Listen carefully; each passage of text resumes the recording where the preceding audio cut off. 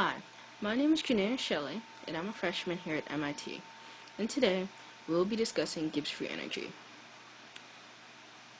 In nature, processes are driven to adhere to the lowest enthalpy and the highest entropy.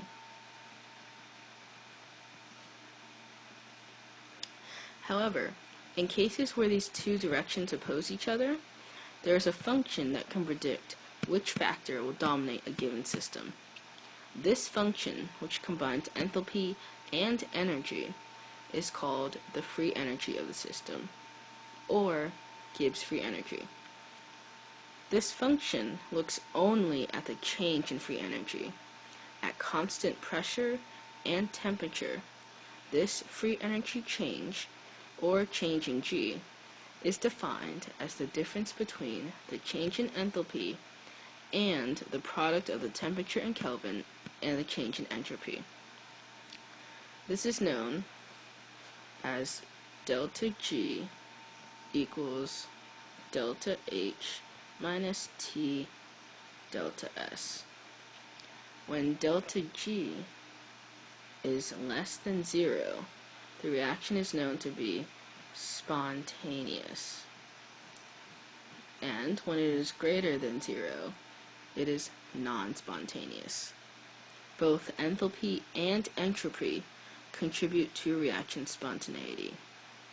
We can use a table to show the relationship between enthalpy, entropy, and spontaneity.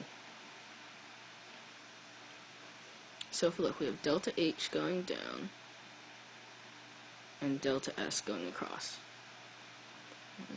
Plus or minus, and plus and minus. There are two cases where delta G is absolutely positive or absolutely negative.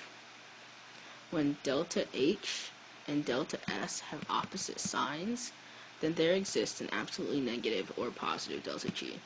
We can see this using the equation, which again is change in G equals change in H minus T delta S.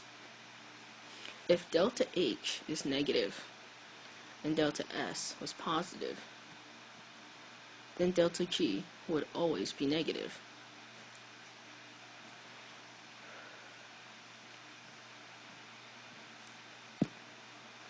So, if the sign switched, delta G would always be positive.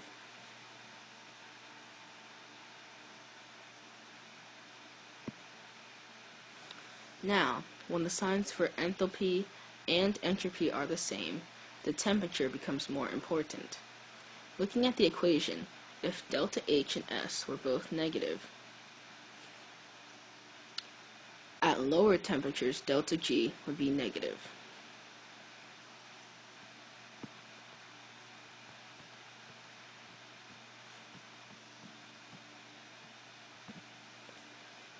If delta H and S were both positive, at higher temperatures, delta G would be negative.